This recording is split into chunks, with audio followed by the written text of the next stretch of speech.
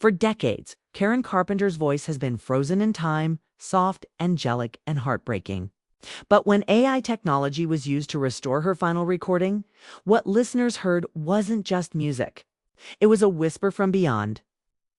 And what she said left everyone in tears.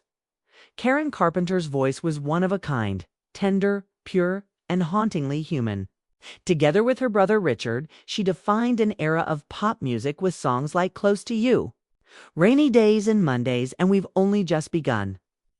But behind her flawless harmonies and radiant smile was a story of quiet suffering, one that ended far too soon. At just 32 years old, Karen's battle with an eating disorder took her life, leaving the world stunned and grieving.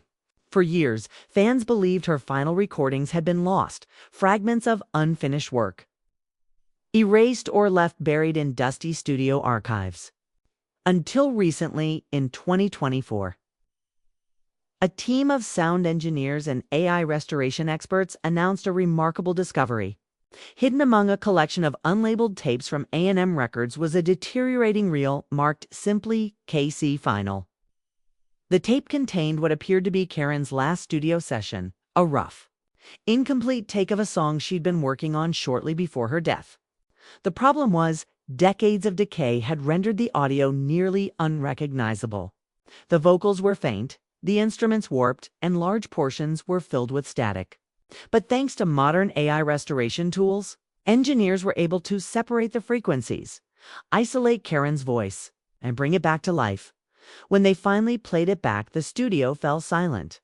What they heard wasn't the polished Karen Carpenter the world knew. It was her unguarded, emotional, and heartbreakingly fragile. Her voice, once bright and effortless, carried a raw tremble as though she knew this might be her last time behind the microphone. The restored version revealed something no one expected at the end of the take. Just before the recording cuts out, Karen whispers softly, "I'm so tired." The moment lasts less than 2 seconds, but it shattered everyone in the room. Engineers described it as a cry wrapped in a sigh, a haunting echo of the pain she'd carried for years. Whether she was simply exhausted from recording or expressing something deeper, no one could say. But in that brief, devastating whisper, the entire tragedy of Karen Carpenter's life seemed to unfold. The perfectionism, the loneliness, the quiet battles she fought behind her gentle voice. When word of the discovery spread, fans around the world were torn between awe and heartbreak.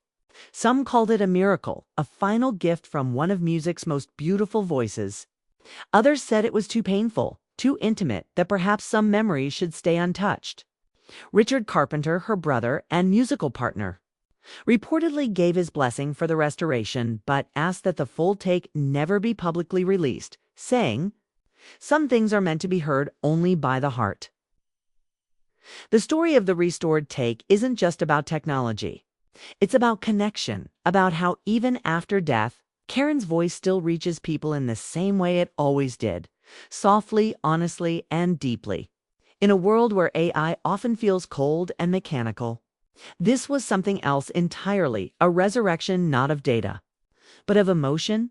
Listening to her whisper feels like hearing time itself breathe, a fleeting reminder of the beauty and pain that coexist in every artist's soul. Karen Carpenter once said, "Singing was my way of feeling alive."